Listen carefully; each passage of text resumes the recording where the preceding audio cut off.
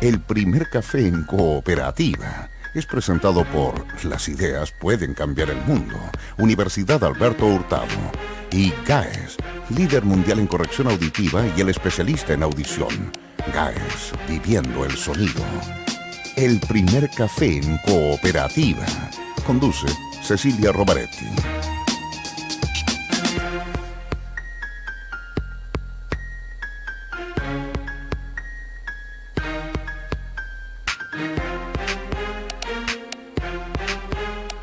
Hola Santiago, hola Chile, hola al mundo que nos sigue a través de cooperativa.cl. 18 grados la temperatura actual, 31 la máxima que se espera para hoy.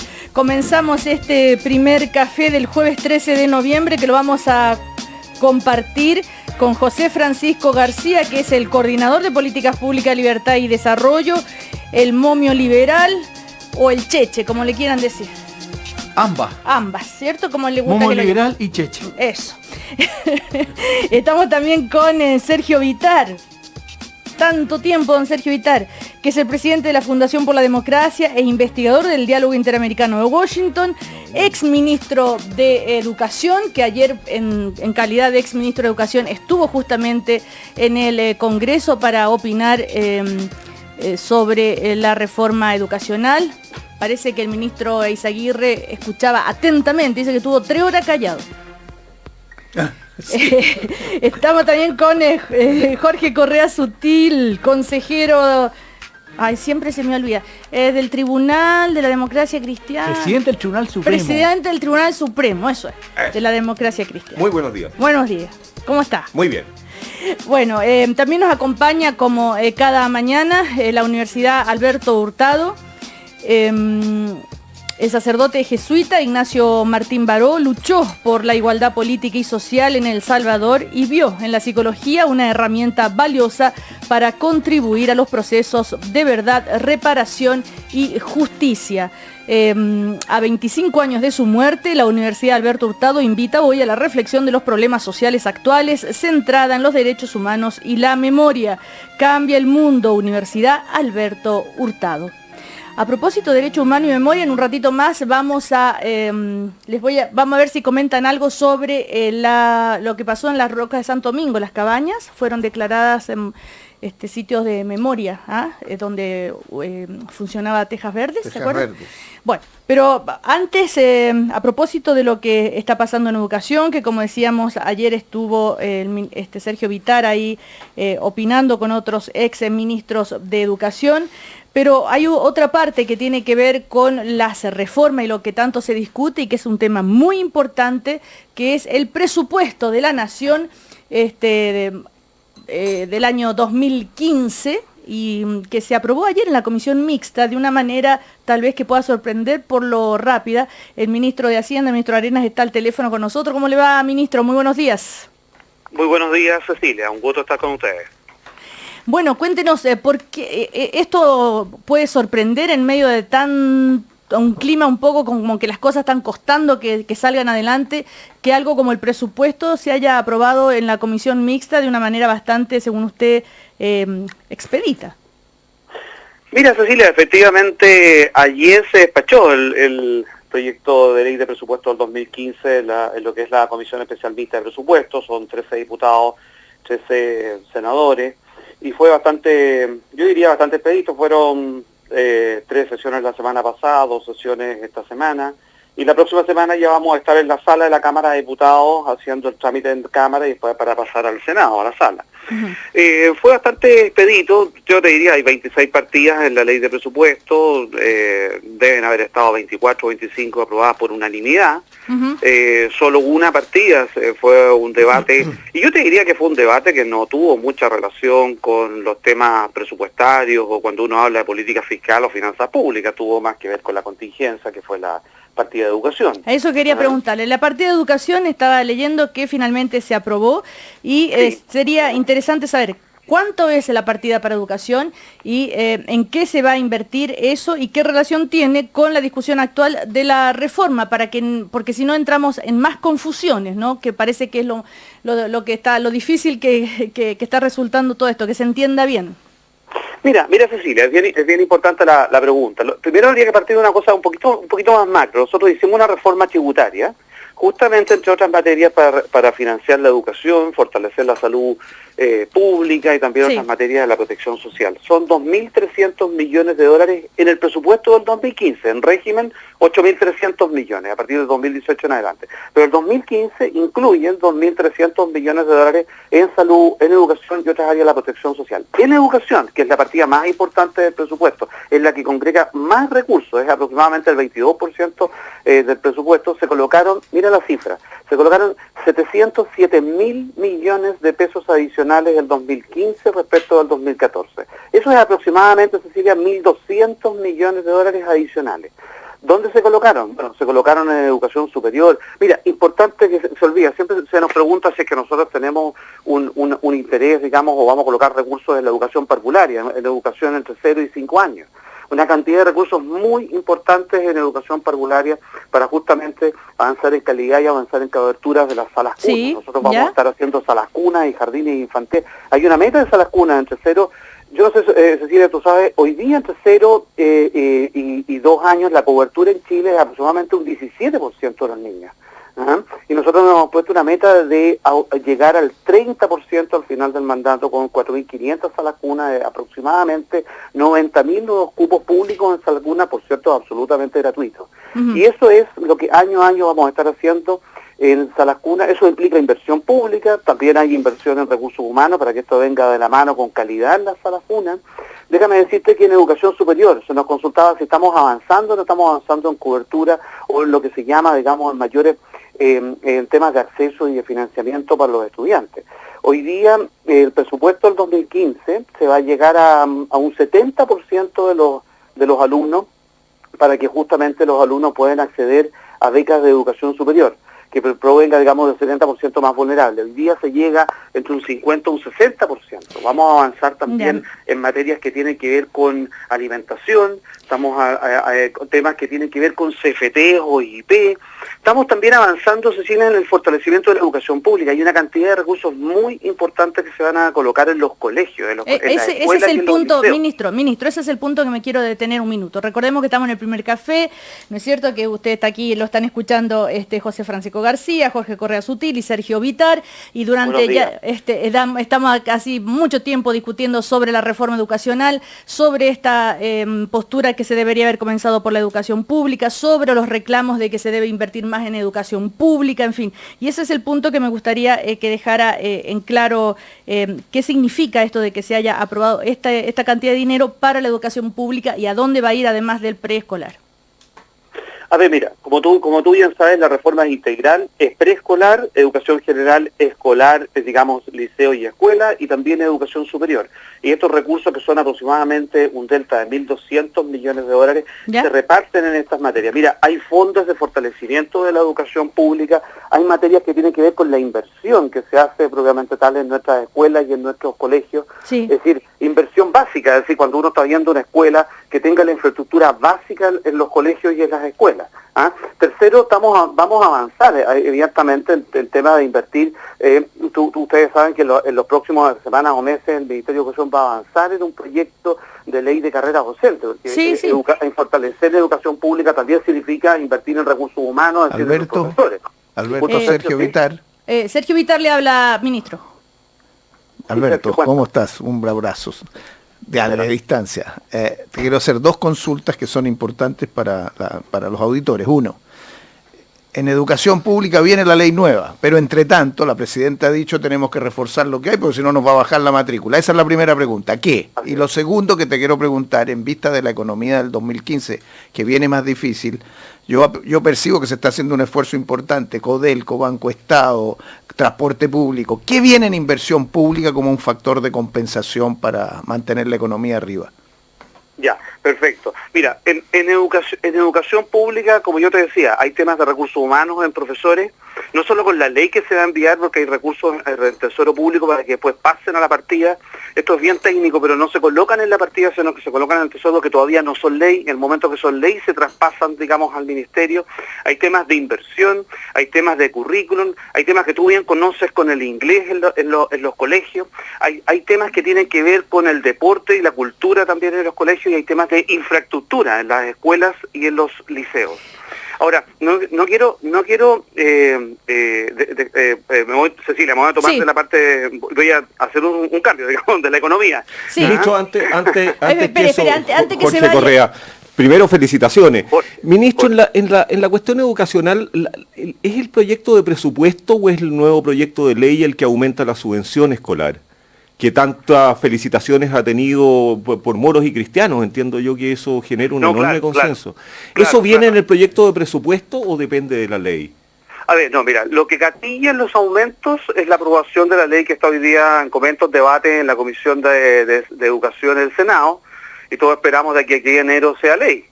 Y básicamente eso lo que va a gatillar es, digamos, de una u otra manera, digamos, los beneficios, y luego en el presupuesto están los recursos y se traspasan, digamos, a las partidas correspondientes. Ahora, sin embargo, las subvenciones también, como bien tú sabes, con los reajustes generales de cada año van a estar, digamos, aumentando, y también ahí hay otros recursos que van a estar aumentándose a la subvención también. O sea, la marraqueta viene antes de la guagua, digamos, y la guagua van a hacer con la marraqueta, no va a haber que esperar. Lo que te quiero decir es que está financiada, está absolutamente financiada, y eso está fuera absolutamente de duda, y como tú bien lo dices, el proyecto de ley que está en el Parlamento trae una cantidad de recursos para la educación pública muy significativos. Ahora, ministro, con esto, ¿usted cree que va a calmar un poco esta crisis, esta crítica, digamos, transversal que hay de que debería haberse comenzado por la educación pública, que no se está poniendo el énfasis en educación pública, etcétera, etcétera?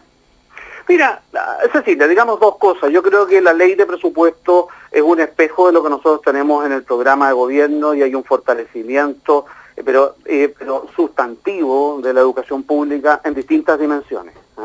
Ahora, lo que a mi juicio, cuando avancemos en este proyecto que está de terminar con el lucro, selección y copago en lo que es la educación general, lo que va a ocurrir es que ya hemos anunciado que va a venir carrera docente, va a venir fortalecimiento de institucionalidad, de municipalización, y va a venir luego, digamos, los temas de gratuidad en educación superior e institucionalidad en la educación superior. Entonces, la reforma educacional en ese contexto se va a ver bastante más integral que lo que hasta la fecha se ha visto, porque ha estado solo concentrada en un tema. Claro. Ahora, pero si tú me permites hablar un poquito de economía, porque no creo que se rápidamente lo que decía, algo más de educación. Espere. Ministro José Francisco, ¿cómo está?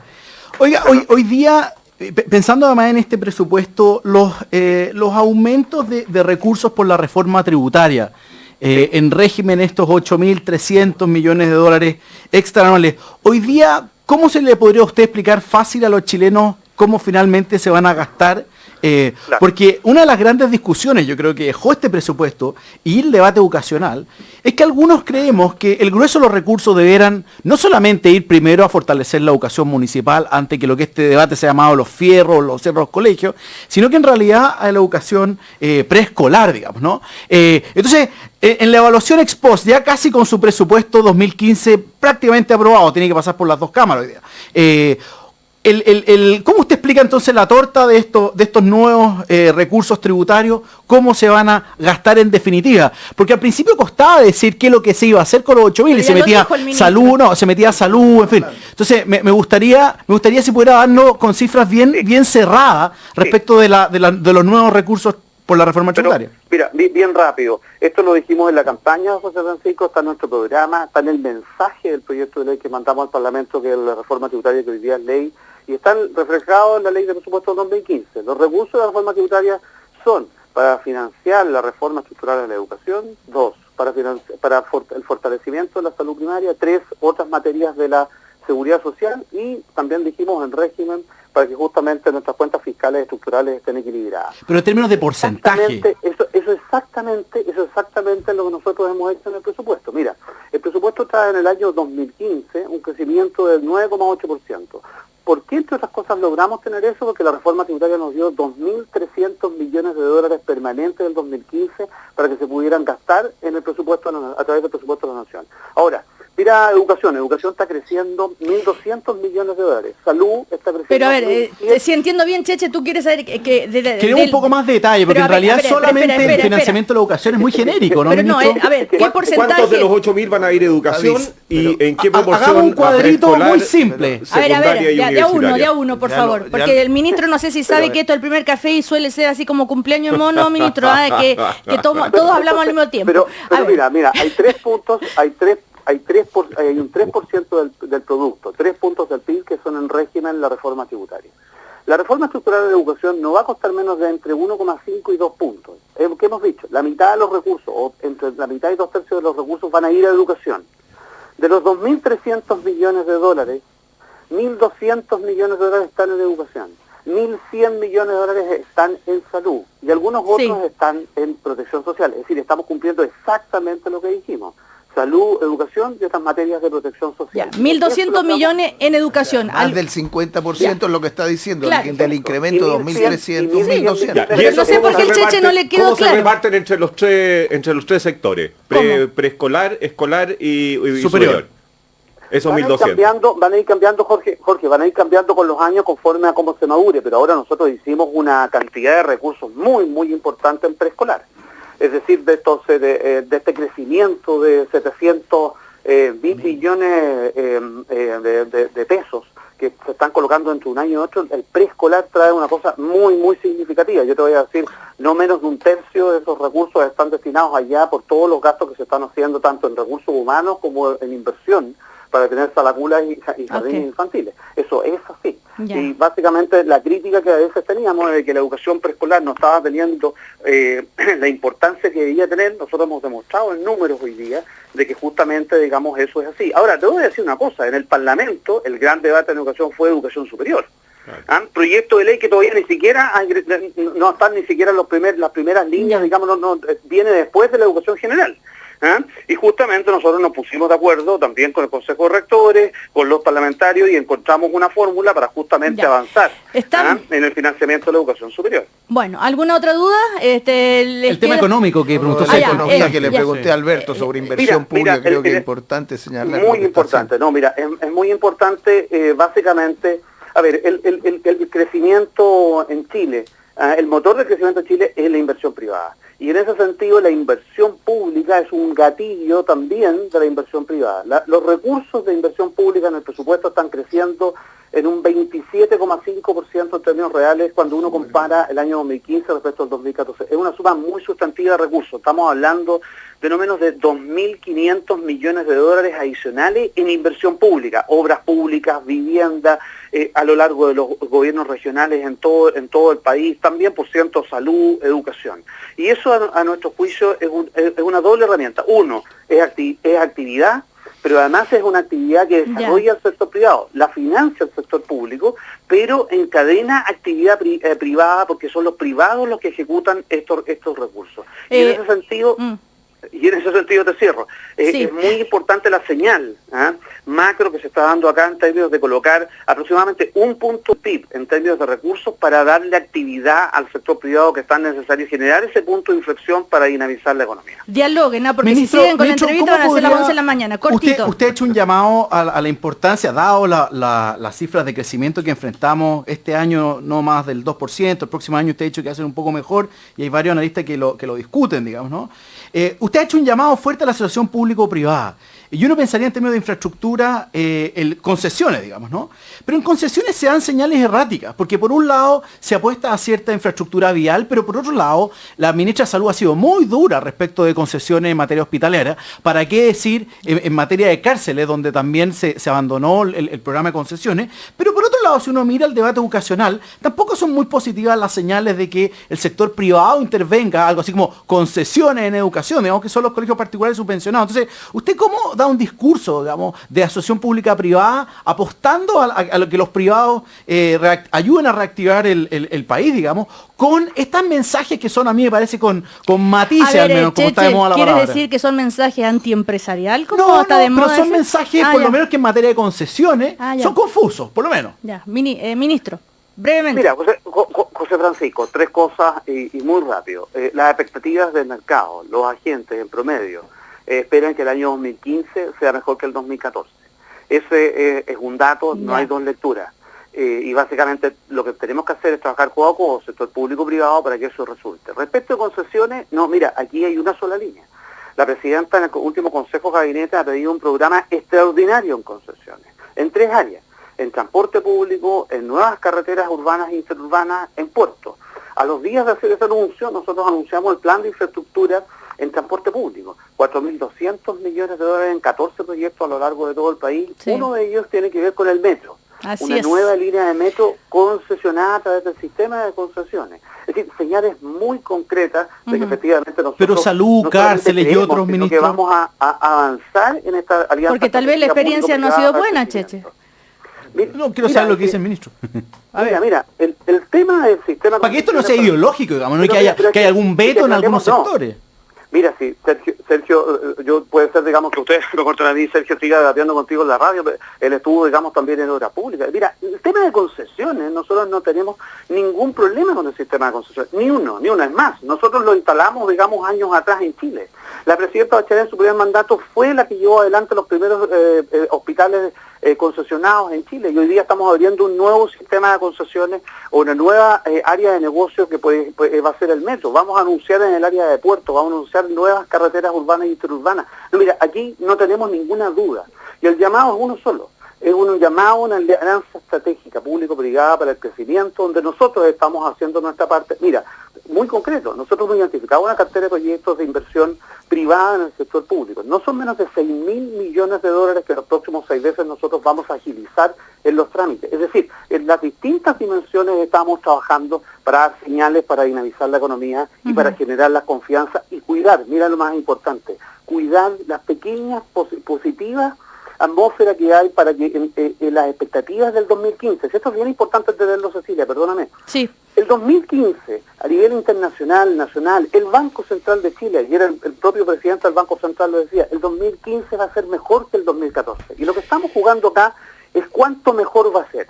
Para algunos se va a crecer un punto y medio más de lo que estamos haciendo hoy día. Lo importante es que nos pongamos a trabajar todos en esa misma dirección, Ministro, transformando los desacuerdos en acuerdos que nos permitan avanzar, y así básicamente es como nosotros entendemos que se construye el futuro. Jorge, Ministro, venía la semana pasada una carta crítica de un economista de derecha de apellido Berguán en el Mercurio, que sostenía que el problema de Chile era un problema de falta de oferta y que por lo tanto el aumento significativo del gasto público en el presupuesto presionaba más por inflación que por crecimiento. Me gustarían sus reacciones. Mira, Rafael Berguán, el ex superintendente de Banco de la administración pasada, nos conocemos hace mucho tiempo, estudiamos juntos en la universidad. Y yo le diría a Rafael que mira, hoy día el tema de actividad, Jorge, el tema de actividad está bastante concentrado en una materia. Nosotros necesitamos un punto de inflexión en la inversión privada en Chile. La necesitamos. Y en ese sentido, por ejemplo, la política fiscal, cuando coloca la cantidad de recursos que ya mencioné, 2.500 millones adicionales a lo que había en el 2014 en inversión pública, lo que está generando es un granito de actividad para hacer encadenamientos productivos. Lo que nosotros estamos haciendo es identificar una cartera de proyectos del sector privado para agilizar su trámite, para que se puedan implementar en el 2015. 6.000 millones de dólares, también lo estamos haciendo. Colocando proyectos de infraestructura en transporte público y en otros, también lo estamos haciendo. Mira, generando reglas claras en distintos áreas de negocio donde se están tomando decisiones, también lo estamos haciendo. Entonces yo te diría, aquí hay un tema de actividad, y actividad de una otra manera, cuando estamos hablando de demanda en términos de que incentivar, digamos, la inversión, eso va a estar incentivando, digamos, el consumo. Y déjame decirte lo siguiente, que respecto de esa actividad, todos los indicadores macro te indican, tanto respecto de lo que está pasando en el mundo, respecto de lo que uno espera acá en Chile, es que esos indicadores de actividad van a estar mejores del 2015. Y lo que nosotros necesitamos es que esas expectativas que están ancladas en mejores números para el próximo año se hagan realidad. Y para eso, de una u otra manera, lo que tenemos que hacer es ponernos a trabajar, más que argumentar. Yo te diría lo siguiente, más que efectivamente, es decir, existen legítimas diferencias, por supuesto, pero necesitamos que transformar esos desacuerdos en acuerdos que nos permitan avanzar en un tema que es común, que efectivamente, digamos, que la economía chilena se dinamice y tenga una senda de crecimiento mayor que la que ha registrado este año. Bueno, ministro Alberto Arena, muchísimas gracias. Yo sé que aquí estaríamos, hay mucho por preguntarle, sacarían el jugo. Pero bueno, lo invito otro día a participar también en el primer café. Gracias, Alberto. Es importante reforzar una mirada positiva al 2015, porque ahí también la economía crece con buen ánimo y no con este ánimo un poco derrotista. Ya, okay. No, muchas gracias por la invitación, Cecilia. Cuando ustedes quieran me invitan. Y como esté muy bien, ministro. Buenos días. Ok. Bueno, ¿los convenció el ministro o no? A ver, Sergio Vitar. Hay dos cosas bien importantes que dijo el ministro Arenas. Uno, de los 2.000 y tantos millones, 2.300 que se obtienen este año como fruto de la reforma educacional, de la reforma tributaria, sí, van una suma de 1.200 a educación. De los 2.300, 1.200. Y lo otro muy importante que dijo es que el Estado, a través de la inversión pública, como por ejemplo el transporte público y otros, va a meter 2.500 millones adicionales para ayudar el empuje del sector privado. Creo que son dos señales importantes del presupuesto del 2015 para tener más optimismo de lo que estamos haciendo. Ya. Yo creo que es difícil, o sea, a todo el país quiere que el ministro de Hacienda esté en lo correcto y le vaya bien, digamos, ¿no? Eso es evidente. El problema es que las señales que se dan no ayudan, digamos, ¿no? Y probablemente este gobierno, con reformas muy radicales, muy maximalistas, en general ha generado bastante incertidumbre. Y el ministro lo decía bien, digamos, aquí el problema es de expectativa. La pregunta entonces, ¿cómo mejora esas expectativas?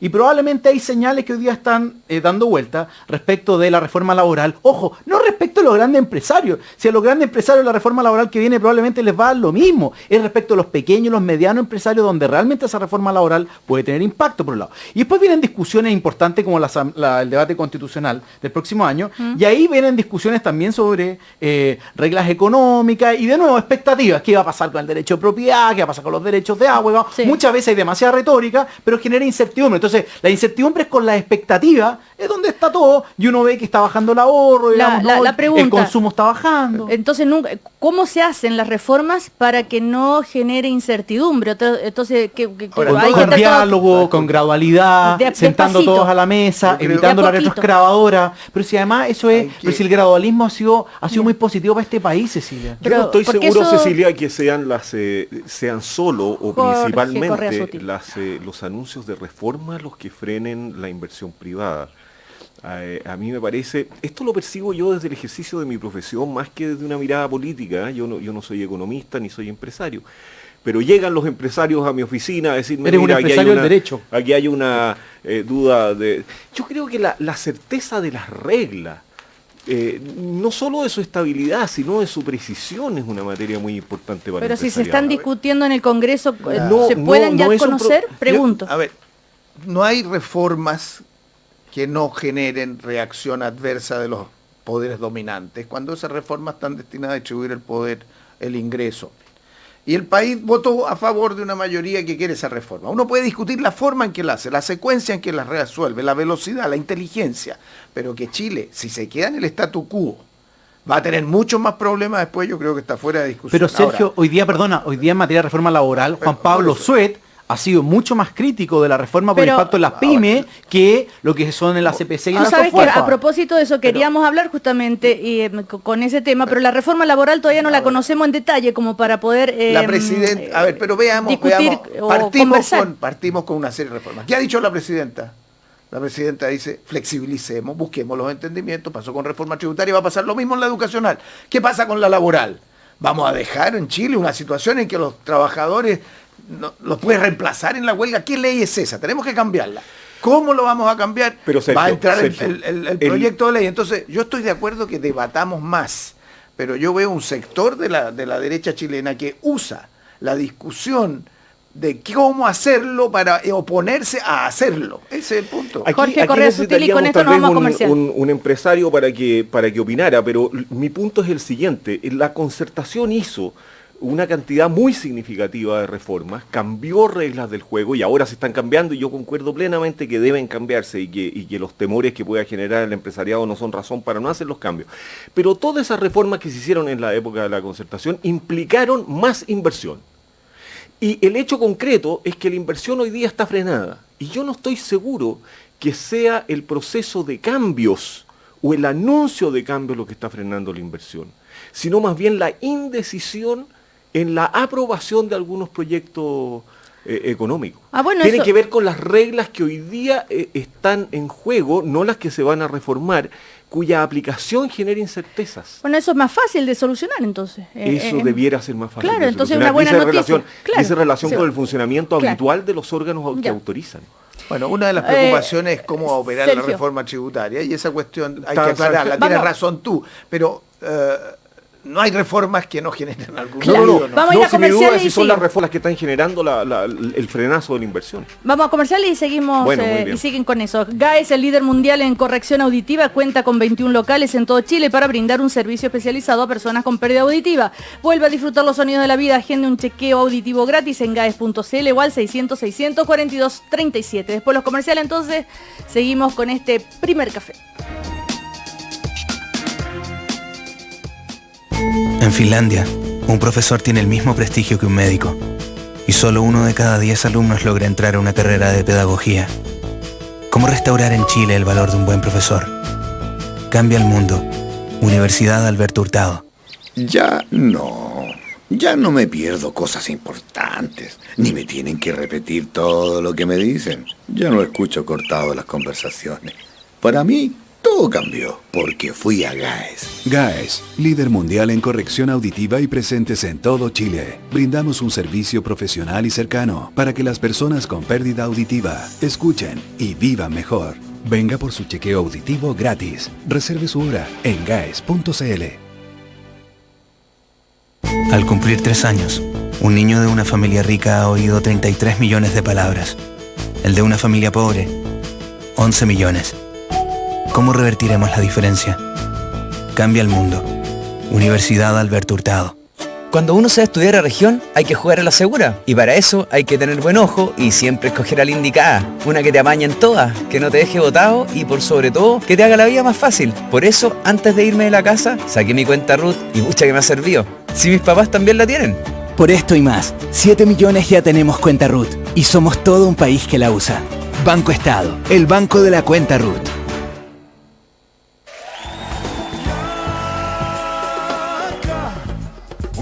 El Teatro Municipal de Santiago presenta Parra Siempre, un homenaje a los 100 años del poeta chileno, con el grupo Congreso y la compañía Viaje Inmóvil. Te invitamos a vivir una gran parranda de música, marionetas y poesía en una única función, el 27 de noviembre a las 20 horas. Entradas desde 5.000 pesos. Más información en municipal.cl. Chevrolet presenta un estreno solo para mujeres. Los Secos de la Mantención. Con la participación de Pedro, seco en bujías, Roberto, seco en alineación, Julio, seco en dirección, Sebastián, seco en frenos, Claudio, seco en luces y Fernando, seco en motor. Además, esta temporada también pensando en las mujeres se une al equipo Los Secos para tu cabello. Ven ahora mismo al especial Mujer Chevrolet. Haz la mantención de tu Chevrolet y llévate gratis un increíble secador de pelo Remington. Tú cuidas de tu Chevrolet y nosotros de ti. Más información en www.chevrolet.cl. El camino a Copa América continúa al aire libre. La Roja sigue preparándose. Sampaoli y dirigidos cierran el año con 2 duelos imperdibles. Primero, en directo desde Talcahuano, Chile frente a Venezuela. Y el martes 18 en el Monumental, Chile-Uruguay. Imperdible. El camino a Copa América se vive al aire libre en Cooperativa.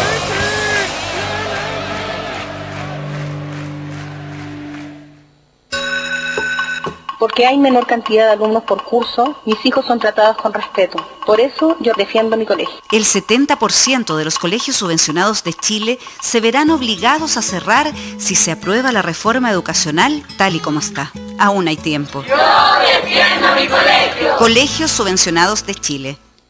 ¿Y para una segunda cita? Falda de mezclilla a la rodilla y blusa roja. Cada ocasión merece un color. Cuídalos todos con Clorox Ropa Poder Dual. porque su fórmula multiacción es la única que además de remover hasta las manchas más difíciles, deja tus colores y blancos brillantes. Clorox Poder Dual, ropa sin manchas y colores brillantes. En la Junji, la educación es pública, gratuita y de calidad. Los primeros años de vida son determinantes para el futuro de toda persona. Puedes inscribir a tu hijo o hija hasta el 31 de diciembre de 2014 en el jardín infantil o sala cuna de tu preferencia. Infórmate en www.junji.cl. Campaña de inscripción de párvulos 2015. Juntos, un Chile mejor. Junta Nacional de Jardines Infantiles. Gobierno de Chile. Tumor. Fractura. Cáncer. Parálisis. Columna. Aneurisma.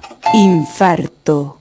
Pase lo que pase, en Clínica Tabancura su salud cuenta con un equipo de excelencia. Soy el Dr. Rafael Selman, cirujano cardiovascular de Clínica Tabancura. Como equipo médico estamos muy orgullosos de los tremendos resultados obtenidos en cirugías de corazón. Actualmente realizamos más de 100 intervenciones al año y nuestro exclusivo equipo multidisciplinario dan a nuestros pacientes toda la seguridad y tranquilidad que necesitan. Nos inspiran las personas, nuestros pacientes y sus familias. Clínica Tabancura, calidad médica y humana.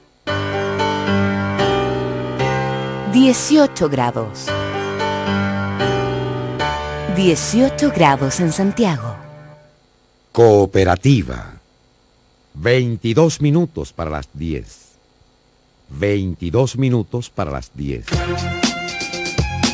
Continuamos conversando y compartiendo el primer café con los invitados de hoy en una nueva mañana en Cooperativa.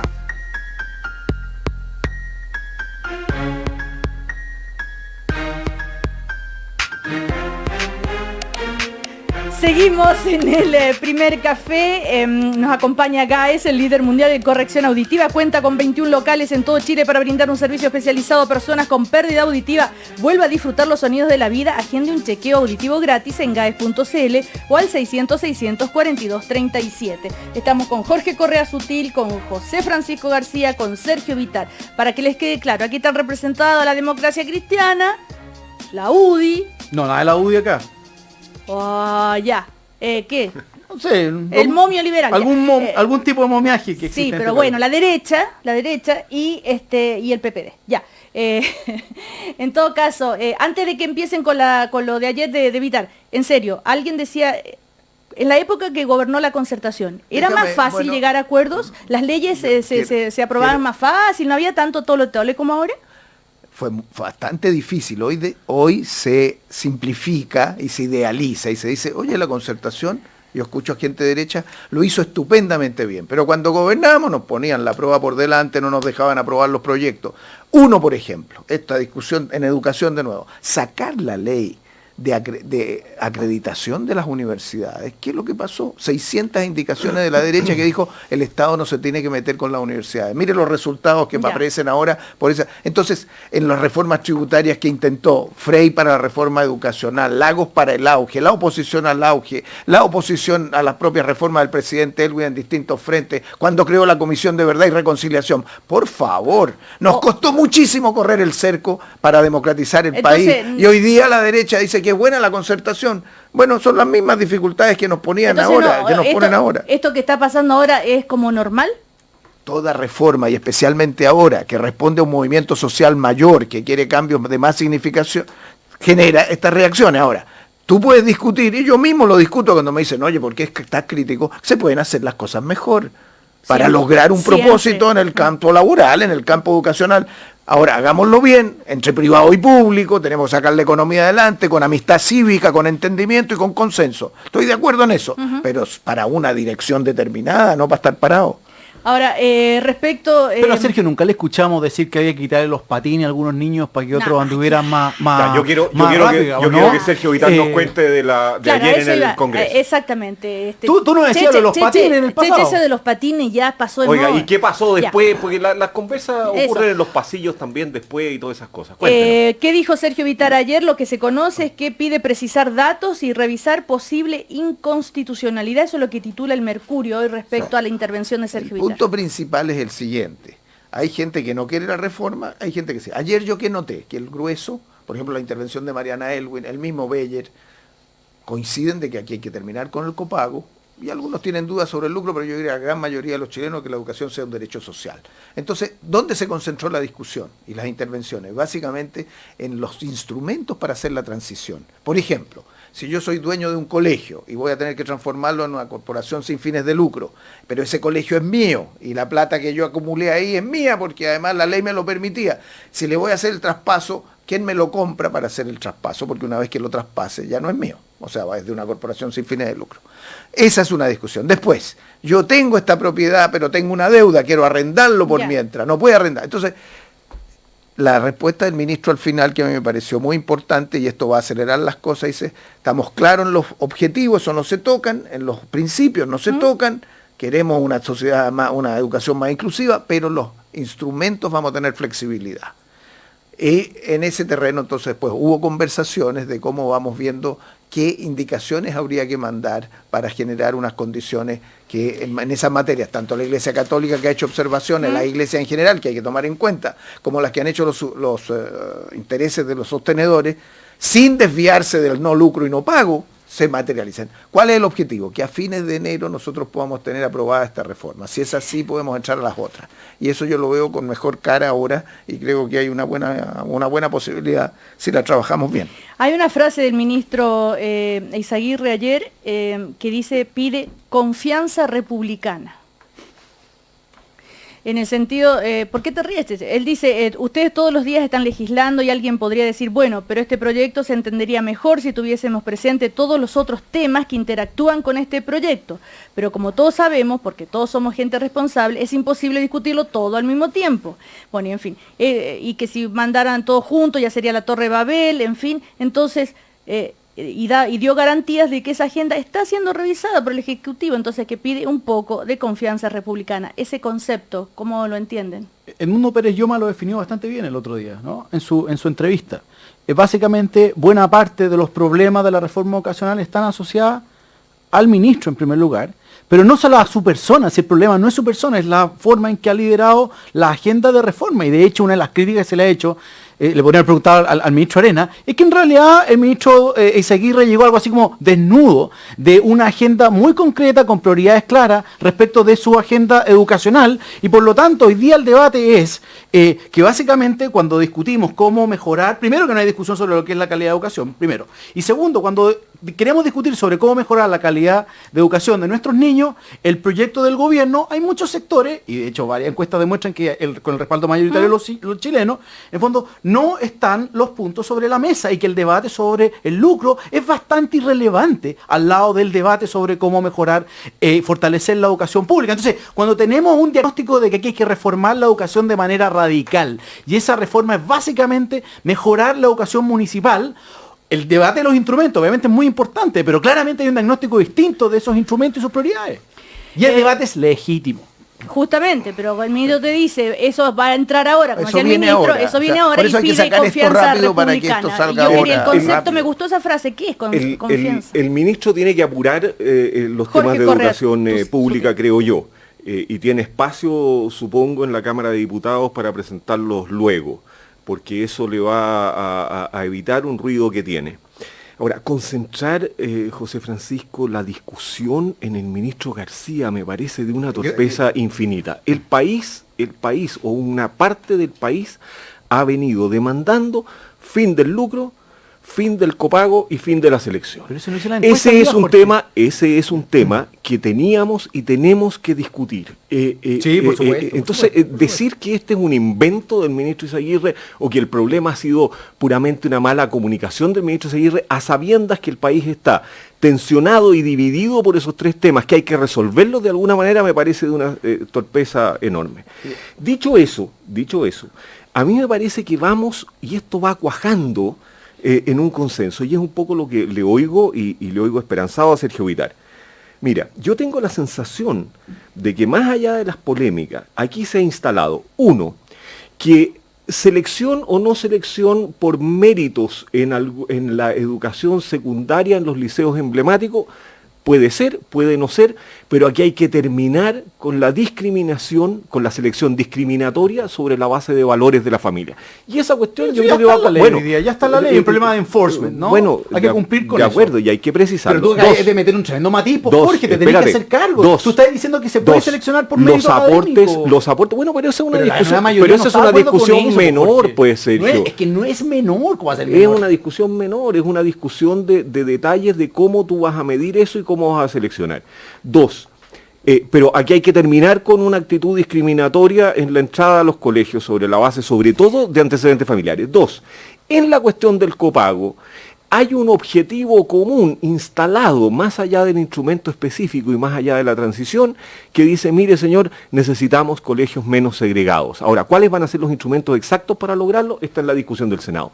Tres, en la cuestión porque además sabemos que los particulares subvencionados son los que menos segregan, los que tienen más inclusión. Eso ya lo sabemos. Es bastante obvio. Está bien, estoy diciendo lo que yo creo que se ha logrado. Los colegios particulares pagados, hay gente de un nivel socioeconómico. Déjame terminar. El colegio público es de otro nivel socioeconómico. Déjame terminar con el asunto del lucro por último.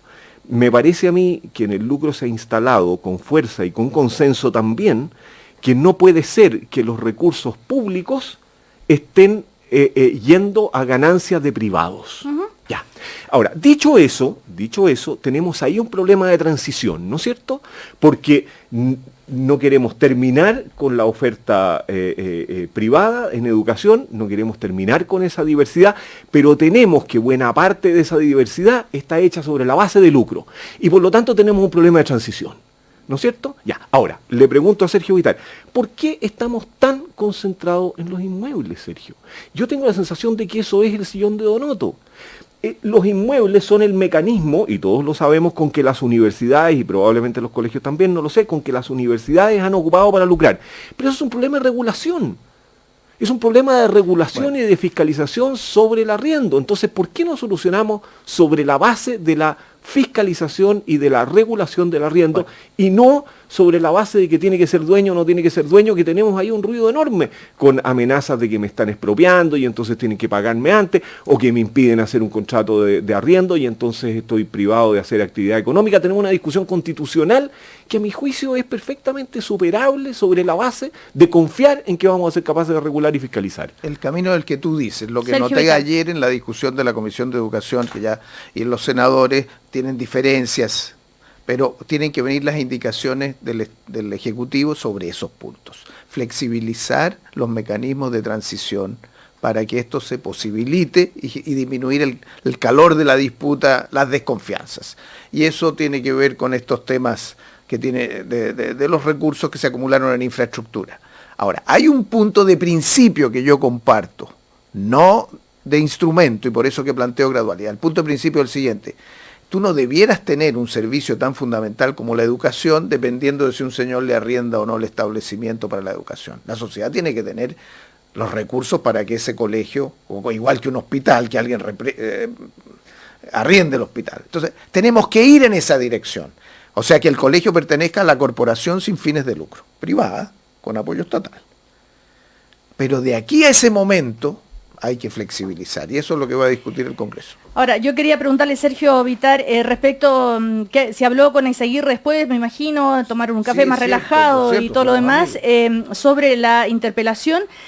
Recordemos que va a estar a cargo de la diputada Hoffman, y ella dice que, María José Hoffman, que va a ser muy creativa esta interpelación, porque va a ser a través de Twitter. Vamos a tener la posibilidad no solo van a recibir, dice, preguntas desde Twitter, desde páginas web que vamos a abrir a partir de ahora, pero también vamos a representar las dudas y las preocupaciones que ha tenido el propio oficialismo, la democracia cristiana, como el senador Walker, el senador Carlos Monte, en fin. Vamos a plantearlas también y vamos a hacernos cargo, en fin.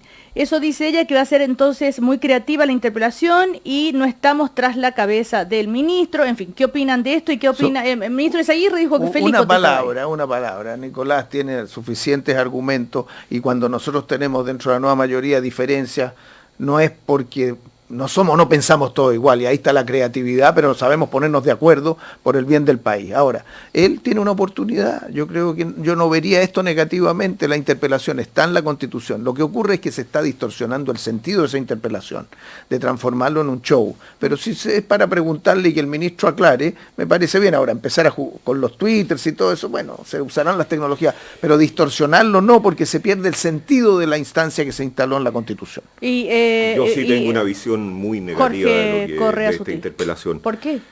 Primero me parece un autogol políticamente torpe, pero eso es un problema de la derecha. Pero me parece institucionalmente muy inadecuada.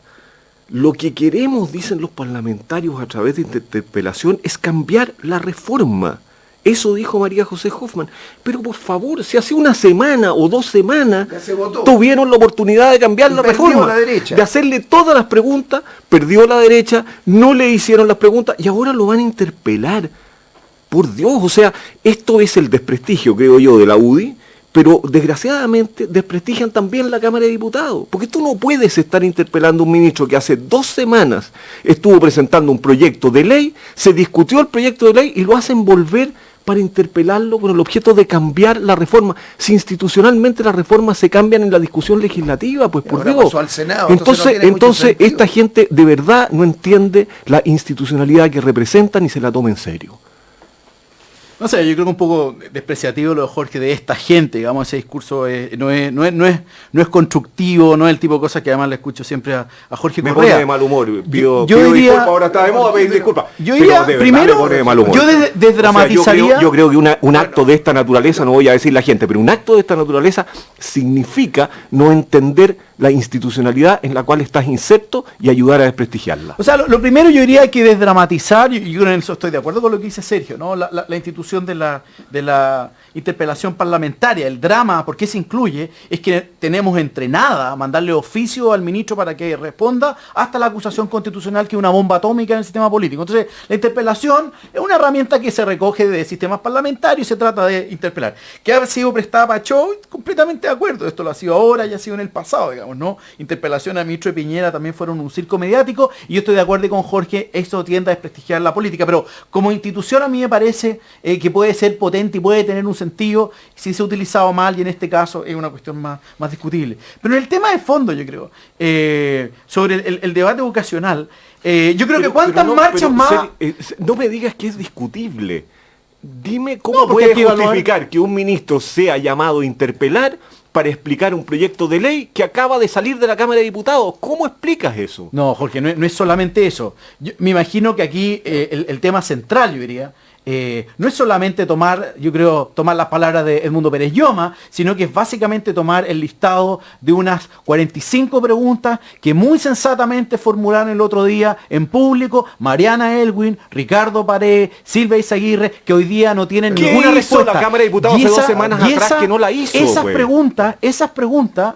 Esas preguntas yo creo que es la oportunidad para que el ministro Izaguirre, con números en mano, aclare una a una. Ya, a ver, Sergio Vitar, estuvo ayer, por favor, Sergio Vitar, que es la persona que fue testigo ahí de todo. Es obviamente que la discusión hoy día está centrada en el Senado, y es ahí donde debiera hacerse una discusión, y se está haciendo. En realidad es muy curioso que, habiéndose votado por mayoría la reforma hace pocos días y pasó al Senado, a un sector que perdió vuelva atrás y le vaya a hacer las preguntas que ya discutieron 5 meses, 6 meses llevan en las comisiones de educación. Pero, en fin, el punto que quería hacer era, si puedo pasar a un par de cosas más, sí, felicitar el avance nacional a la aprobación del binominal ayer en el Senado. Pensé que me iba a contar algo más de Izaguirre. Bueno, pero no quiso soltar la cosa. Pero escucha, si sabemos que todos vieron ahí en la cocina. A ver.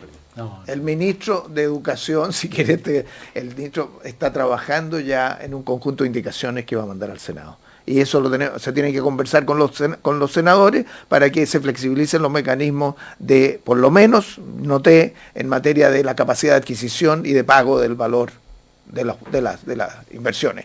Lo que veo más reticencia es en el tema de los arriendos entre personas relacionadas. Y yo propuse una fórmula que además está hoy día discutiéndose, y es que el particular subvencionado, el dueño, este sostenedor, para evitar la relación, arriende con el Ministerio de Educación, que sea el Ministerio de Educación, con él firma el arriendo y el Ministerio le puede subarrendar al otro para que se rompa esa relación. O sea, son mecanismos están, y eso se va a avanzar. Sergio Vitar, pero usted que fue ministro de Educación, ¿se puede, antes de que se apruebe en el Senado estas tres partes de la ley, ingresar, como dice Jorge Correa Sutil, los otros proyectos como la desmunicipalización, como, ¿qué más era? La carrera docente. Desde el punto de, ¿Se puede ingresar y que los diputados vayan avanzando? Lo digo por mi experiencia, cuando tú pones muchas cosas juntas, se empiezan a entrabar unas con otras, tiene que tener una secuencia. Entonces hay que hacer dos cosas pasadas. A mí también me tocó cuando teníamos la evaluación de los profesores y las materias de la subvención escolar preferencial que mandamos y otras. Íbamos con una y explicábamos el conjunto, aprobábamos esa y íbamos con la otra. Entonces tienes que ir haciendo los dos movimientos al mismo tiempo, meterlo todo junto no va a funcionar. Entonces por eso que lo que estamos planteando es que esto lo apuremos, lo saquemos en enero, viene el de educación pública, ya entró el de parvularia y va a venir después también el de los profesores. Y más tarde, o no sé, de educación superior. Pero si cometemos el error, se atraganta el Parlamento y empiezan a cruzarse las observaciones. No hay inconveniente ni constitucional ni legal para ingresar proyectos conjuntamente, ¿no es cierto? No. Ya. Es un problema de prudencia política. Es un problema de manejo político para aprobar. Mi punto es que todo aconseja que en razón de prudencia política y ante las críticas frecuentes e intensas de la que yo participo, de que esto debía haber partido con educación pública, todo aconseja que el ministro ingrese lo antes posible a la Cámara de Diputados el proyecto de educación pública, porque eso va a disminuir ostensiblemente la crítica que hoy día existe. Entonces, la prudencia política aconseja hoy día meterle más carne a la cazuela. Pero estoy de acuerdo contigo y por eso que es lo siguiente. Si nosotros sacamos, nos quedan 7 semanas de aquí de sesión de Senado hasta el 31 de enero. Si lograra salir ahí, tú metes en marzo el de educación pública. Lo anuncias ahora. Y en noviembre... Jorge quiere que se ingrese ahora. Él que dijo, también dijo otra cosa, que no cometo infidencia aquí, viene un planteamiento sólido del gobierno en el curso de noviembre en materia de educación pública adicional al proyecto de ley. ¿Y no más detalle? No tengo más, o sea, los pocos que tengo lo tiene que decir el ministro. Bueno, esa sí sería una buena noticia, ¿no? Claro. La pregunta es si el set de reformas que acaba de enunciar Jorge hace unos 5 minutos atrás son aceptadas por el ministro Izaguirre. Porque Jorge acaba de decir básicamente que es posible flexibilizar en niveles que Sergio no lo había dicho, instalar la selección por mérito a nivel académico, que simplemente para un sector de la izquierda es intragable, digamos, ¿no? Y es parte de este espíritu de segregación. Entonces, si ustedes me dicen, yo concurriría a un acuerdo con Jorge sobre la base de sus propuestas, probablemente sí, digamos. La pregunta es que esa no es la reforma que va a terminar. Dije en los liceos emblemáticos. Oye, una palabra más. Ya, una foto quiero decir, esta que salió hace un día en la prensa, en que viene Xi Jinping, el presidente de China, el presidente Obama, el presidente Putin y al medio, como figura central, la presidenta Bachelet. O sea, creo que es una foto que los chilenos nos deben orgullecer. Es una cuestión de una presencia chilena y de reconocimiento a lo que es la presidenta con los principales líderes del mundo, que no es normal para ningún otro país. Yo quería destacar eso y felicitar, y tenemos que felicitarnos del rol de la presidenta Bachelet en China y en las visitas internacionales. Bueno, no nos quedó tiempo, muchos temas y el orgullo de Neruda por el modelo chino, ¿no? Esa es la frase destacada de la presidenta. Neruda estaría muy orgulloso de China. El tema de el Neruda de alguna época. En todo caso, el binominal, es verdad que se nos quedó fuera. Hemos conversado del y la votación de Renovación Nacional, yo quiero importante. saludar a mi amigo Alberto Espina también y a otros de Renovación, porque votaron a favor, aunque dice que va a discutir, pero a favor de la votación en general. Y celebrar también un proyecto muy interesante, con el cual no estoy de acuerdo en todos los puntos, pero de Hernán Larraín respecto de la transparencia y del financiamiento de los partidos políticos. Hernán Larraín ha sido un líder de la transparencia en este país y vuelve a marcar pauta con un proyecto muy interesante que creo que puede generar mucho consenso. Coincido con Jorge. Bueno. Hernán lo ha hecho bien en eso. Todos amigos. Jorge Correa Sutil. No, pero es bueno hacer ese reconocimiento para que los chilenos veamos que podemos ponernos de acuerdo. Es una concertación eso, ¿no? Es como un raconto, José Francisco García. No, tú también, pues. Y Sergio Vitar, muchísimas gracias por compartir este interesante café. Chau, chau.